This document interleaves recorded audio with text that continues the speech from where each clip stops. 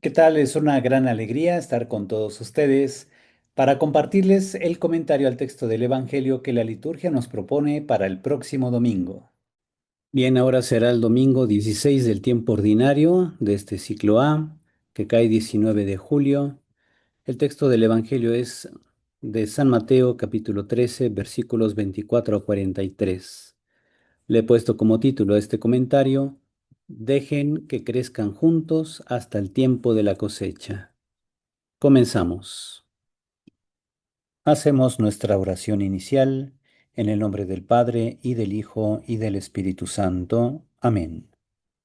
Padre Santo, al inicio de esta sesión, concédenos la asistencia del Espíritu Santo, de modo que nos ayude a comprender el mensaje del Evangelio que nos comunicas hoy, y danos tu gracia para ponerlo en práctica. Así, daremos testimonio de tu Hijo. Te lo pedimos por el mismo Jesucristo nuestro Señor. Amén. Santa María, sede de la sabiduría y reina de la paz, ruega por nosotros en el nombre del Padre y del Hijo y del Espíritu Santo. Amén. Ahora procedo a leer el texto del Evangelio. Del Santo Evangelio según San Mateo. En aquel tiempo Jesús propuso esta parábola a la muchedumbre.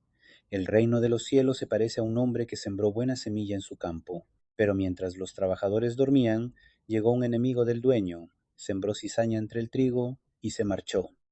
Cuando crecieron las plantas y se empezaba a formar la espiga, apareció también la cizaña.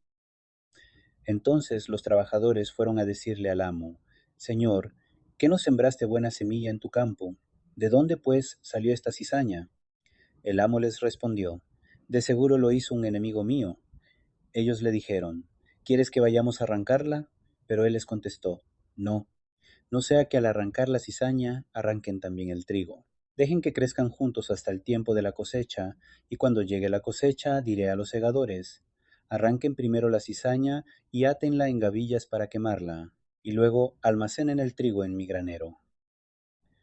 Luego les propuso esta otra parábola: El reino de los cielos es semejante a la semilla de mostaza que un hombre siembra en un huerto. Ciertamente es la más pequeña de todas las semillas, pero cuando crece llega a ser más grande que las hortalizas y se convierte en un arbusto, de manera que los pájaros vienen y hacen su nido en las ramas. Les dijo también otra parábola: El reino de los cielos se parece a un poco de levadura que tomó una mujer y la mezcló con 3 medidas de harina, y toda la masa acabó por fermentar. Jesús decía a la muchedumbre todas estas cosas con parábolas, y sin parábolas nada les decía, para que se cumpliera lo que dijo el profeta: Abriré mi boca y les hablaré con parábolas. Anunciaré lo que estaba oculto desde la creación del mundo. Luego despidió a la multitud y se fue a su casa. Entonces se le acercaron sus discípulos y le dijeron: Explícanos la parábola de la cizaña sembrada en el campo. Jesús les contestó: El sembrador de la buena semilla es el Hijo del Hombre, el campo es el mundo, la buena semilla son los ciudadanos del reino, las cizañas son los partidarios del maligno. El enemigo que la siembra es el diablo, el tiempo de la cosecha es el fin del mundo, y los segadores son los ángeles. Y así como recogen la cizaña y la queman en el fuego, así sucederá al fin del mundo. El Hijo del Hombre enviará a sus ángeles para que arranquen de su reino a todos los que inducen a otros al pecado y a todos los malvados, y los arrojen en el horno encendido. Allí será el llanto y la desesperación. Entonces los justos brillarán como el sol en el reino de su Padre. El que tenga oídos, que oiga. Palabra del Señor. Gloria a ti, Señor Jesús. Si les gusta este tipo de contenido, denle like al video, suscríbanse al canal y activen la campanita de notificaciones para que YouTube les mande un aviso cada vez que yo suba nuevo comentario a la palabra de Dios. Y ahora continuemos. Ahora explico el contexto literario. El pasaje de hoy forma parte del discurso de las parábolas del reino en Mateo 13. El evangelista presenta aquí una serie de imágenes tomadas de la vida cotidiana: la siembra, el trigo, la cizaña, la semilla de mostaza, la levadura y la cosecha, para mostrar cómo actúa el reino de Dios dentro de la historia. La sección comienza con la parábola del trigo y la cizaña. Continúa con las parábolas de la semilla de mostaza y de la levadura, y concluye con una reflexión sobre la razón por la que Jesús habla mediante parábolas.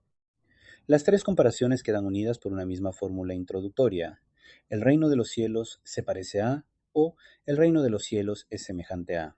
Por tanto, se trata de distintas ventanas desde las cuales vemos un mismo misterio. La soberanía de Dios ya está actuando, aunque todavía no se manifieste plenamente. Dentro de la estructura narrativa hay un cambio de escenario. Jesús cuenta las parábolas del trigo y la cizaña, de la mostaza y de la levadura ante la multitud. Después despidió a la multitud y se fue a su casa. Allí, en un ambiente más íntimo, los discípulos le piden: explícanos la parábola de la cizaña sembrada en el campo. Así, Mateo distingue entre la proclamación pública del misterio del reino y la instrucción más profunda ofrecida a quienes siguen a Jesús. El pasaje presenta, por consiguiente, dos momentos complementarios. Primero, la parábola abierta a la escucha de todos. Después, la explicación dirigida a los discípulos, quienes necesitan comprender no solo el relato, sino también la responsabilidad que implica vivir como ciudadanos del reino. Procedo ahora a explicar el contexto teológico. Teológicamente, el pasaje responde a una pregunta que atraviesa la historia de la humanidad. Si Dios ha sembrado el bien, ¿por qué continúa existiendo el mal? La parábola rechaza toda idea que considere a Dios como origen de la cizaña. El dueño, imagen de Dios, sembró buena semilla. La cizaña fue introducida por un enemigo.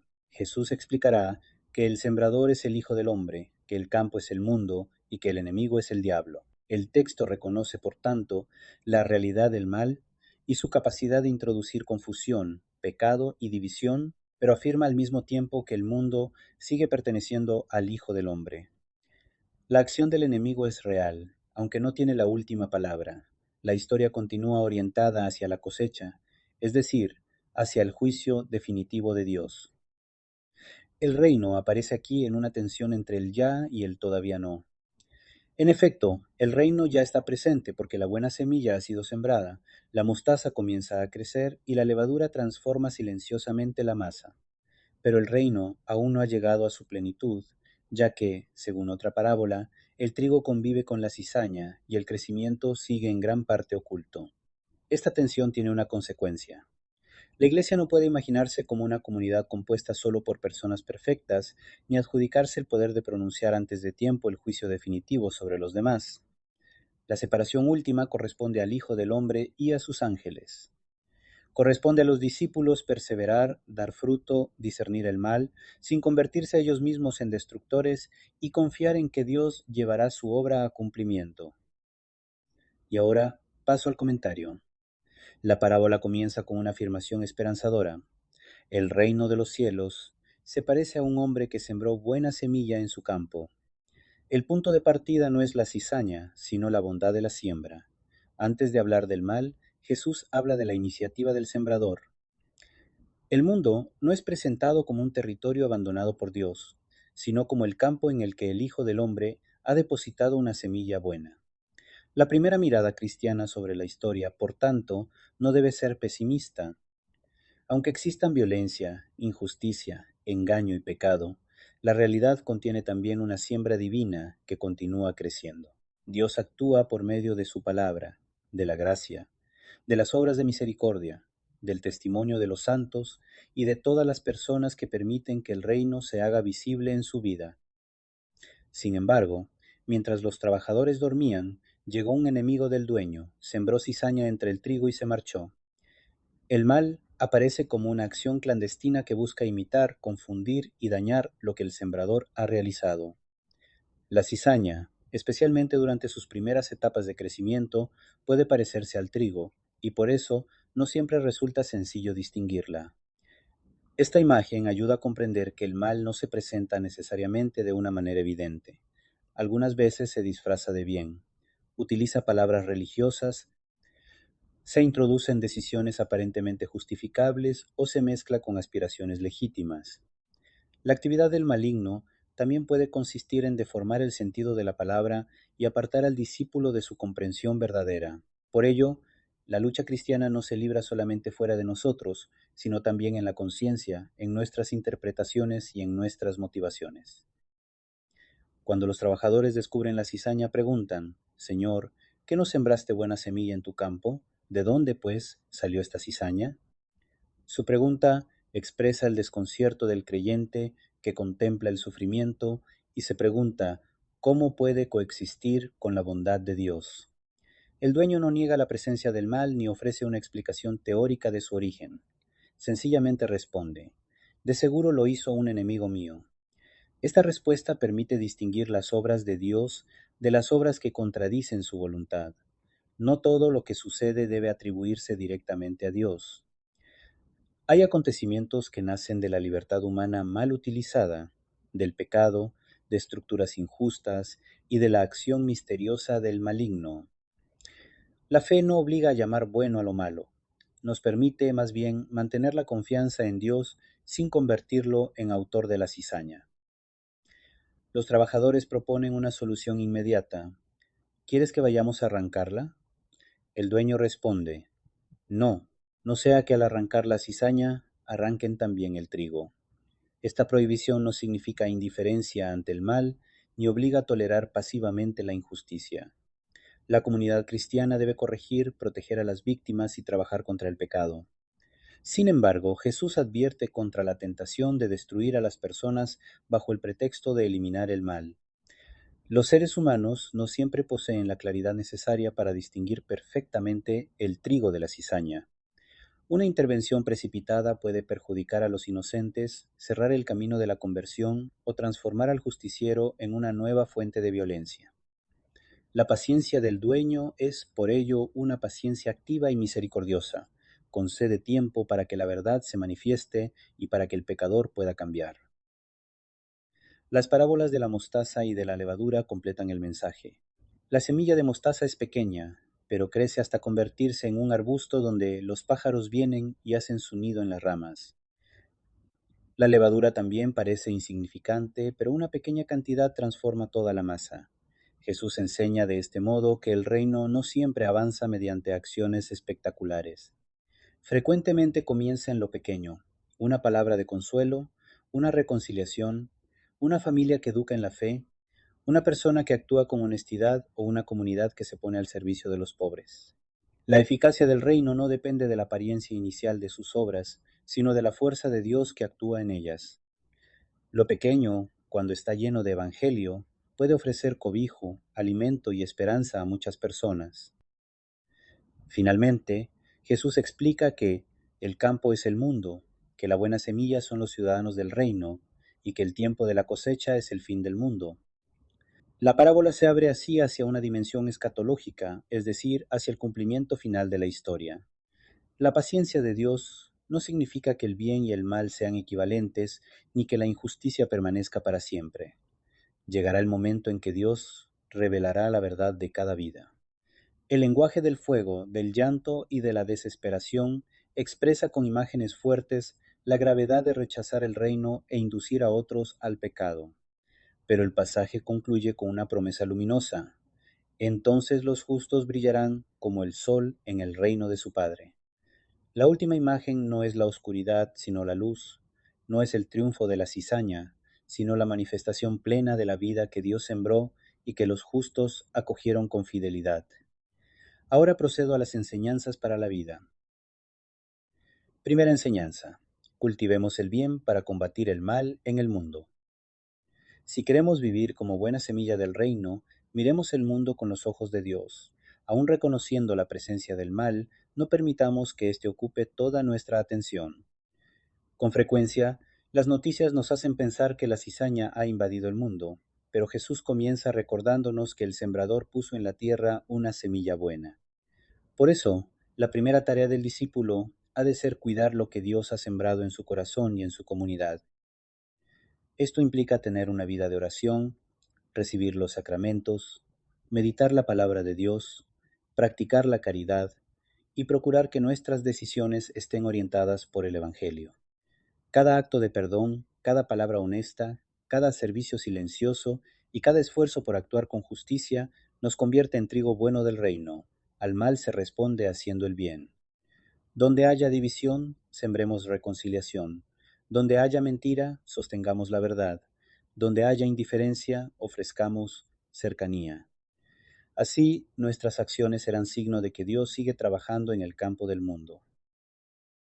Segunda enseñanza. Unamos el discernimiento con la misericordia. En la parábola, los trabajadores reconocen la cizaña y comprenden que no procede del sembrador.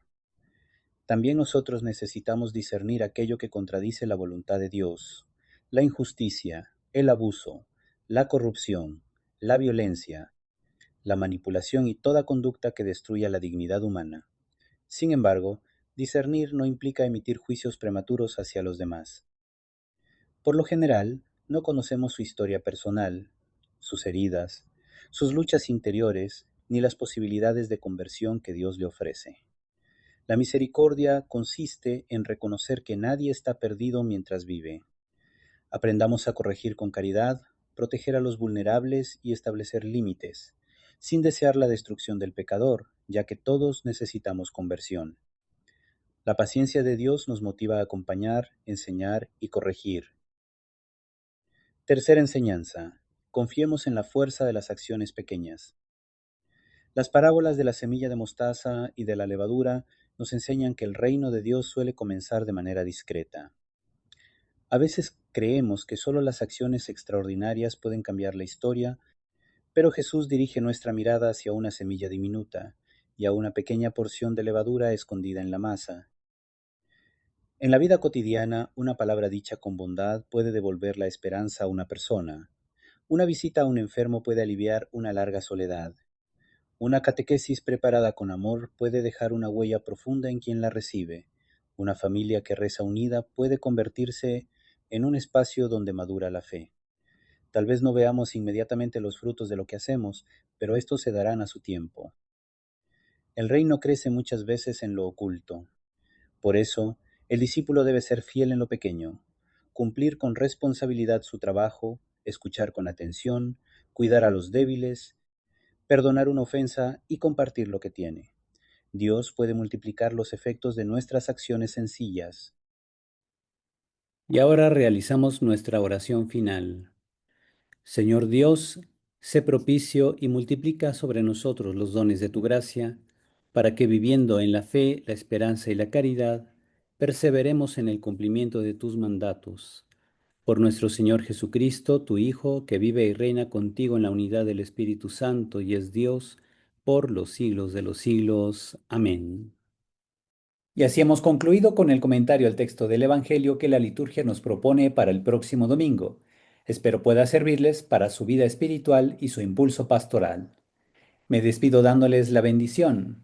El Señor esté con ustedes y la bendición de Dios Todopoderoso, Padre, Hijo y Espíritu Santo, descienda sobre ustedes y permanezca para siempre. Amén.